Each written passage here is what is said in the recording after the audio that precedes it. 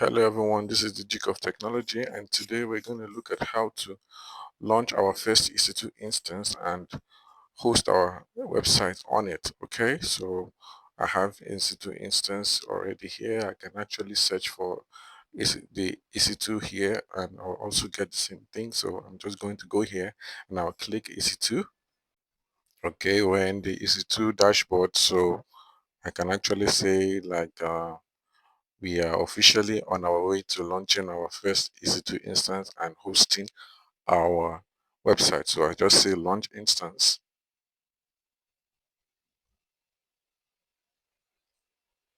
Okay, so I'm on the page. Let me give it a name. Let's say instance.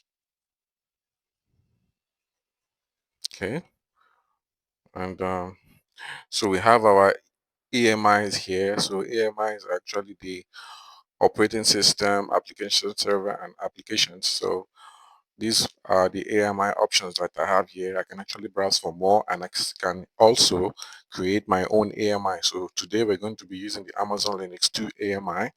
Okay, so this is the architecture here. You can see it's actually a free tier eligible AMI. Okay, so we go to the instance type. So in your own, it's possible for you to have a T2 micro, but mine is a T2 micro today, so it's actually okay as long as it's a free tier eligible instance type that works. So we come here and then key pairs. So key pairs help us to perform SSH connection into our instance. Okay, so I have some key pairs already, but let me just run you through on how to create key pairs. Okay, all right, so I will just give a name here. Okay, I'll select the key pair type. So if you're using a Linux operating system or a Mac operating system, this is fine. But if you're using a Windows, this is fine. So this is how you create key pairs for your computer. All right, so let me select my key pairs.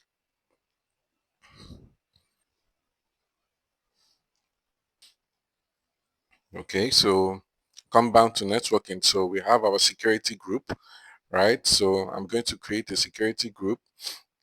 This is going to secure my instance from traffic, different kinds of traffic, depending on what I select. So it's my firewall officially, okay?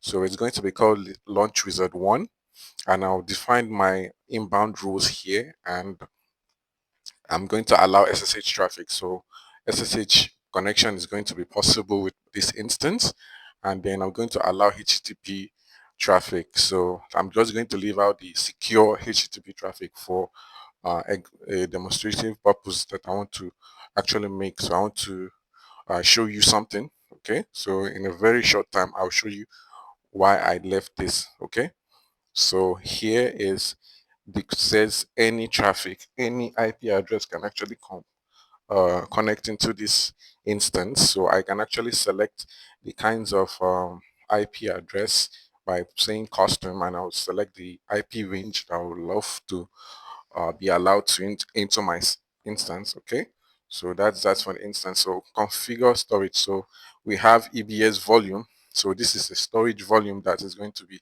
attached to this instance. Okay, so it's a 8 gigabytes GP3 free tier eligible storage. So we can come to advanced as well and see more details about this storage. Okay,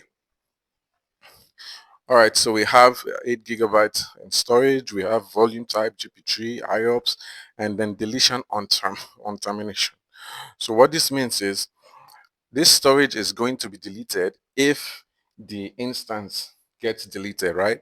But if I should select no, it means that this storage is going to stay if the instance gets deleted, right? So that's that for this option here. So we can actually do that to make sure we always save our data. Okay. All right. So we come to advanced details. All right. So we don't really have anything to do with all these options. I'm just going to scroll down to the last part. Okay. So this data script. So this is actually how we're going to configure our instance to be able to run a web server and then host our website.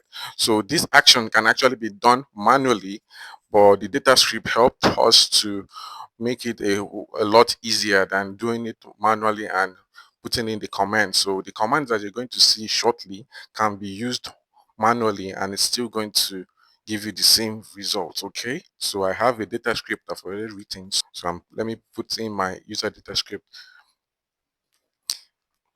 Yeah, so this is my script here. So this is just a simple HTML file. So this is an update. So when the instance starts, it's going to update the instance and it's going to install the Apache web server, which is HTTPD. Then it's going to start it and then enable it. And then it's going to, this is just a script to write a simple HTML file, and then it's going to save it in a file inside this directory part here. So this is basically what it means. Okay, all right, so this is the summary of what I've created so far. All right, so we can launch our instance at the moment. All right, our instance is created, so let me just go and see what's going on. All right, so I have my instance running, so we're officially in business. Okay, all right, so let me look at the details. Let me show you some things about the details. Okay. All right. So we have our instance ID over here. We have our IP address over here. This is a public IP address. So this is what is going to be used to access this instance from anywhere in the internet. But this is a private IP address. So it's only within my local network that it can actually be used to access my instance. Okay. All right. So we have a DNS name. Right. So we have elastic IP addresses. Well, okay, so let me show you the security aspect of things. All right, so we have our security group and the inbound rules that we created. So it's an SSH port of 20 to a TCP/IP protocol from source, like anywhere in the internet, 000. Okay, and this is a HTTP traffic, the same protocol from anywhere in the internet. Okay, so this is basically our inbound rules, and our outbound rules here is accepting any is going to allow any traffic get out of the instance. Okay, so right now let's go and see how um we can access our website. Okay, so I'm going to copy this, right, and I'm going to open this as well. All right, so here is not going to work. Why is it not going to work? Is because it's using a HTTPS, that's a secure HTTP connection. So it's not going to work because we didn't allow HTTP traffic into our instance. Okay, so this second one, if I come here and do this, okay,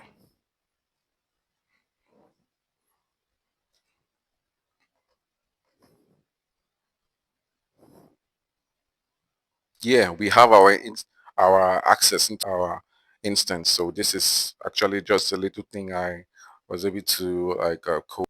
This is so basically the HTTP traffic works, but the HTTP secure traffic was not allowed. So we still have an infinite loop here. So the security group is officially doing its job. Okay.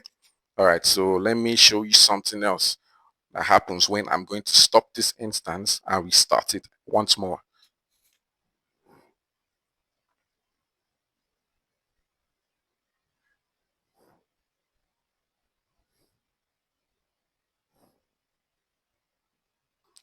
Okay, our instance is stopped. So let me restart it once.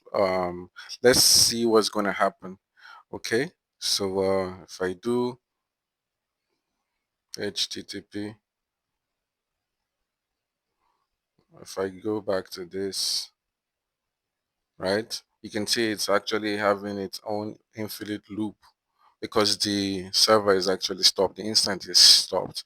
So let me go and start it again. Okay.